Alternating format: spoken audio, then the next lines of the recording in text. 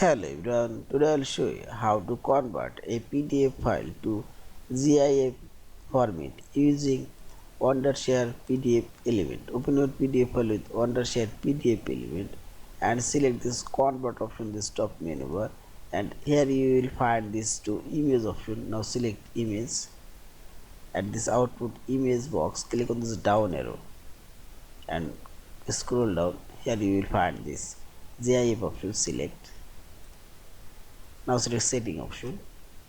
Here you can see image quality. You can make it original DPI, or also you can say custom DPI, and extract all images in the PDF. You can make each page as a separate images and so on.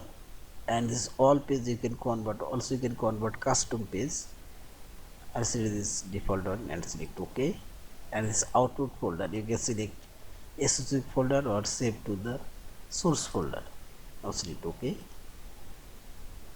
and see this conversion has completed. And open folder, this folder, and properties, and see this is AI format. Yeah, this is.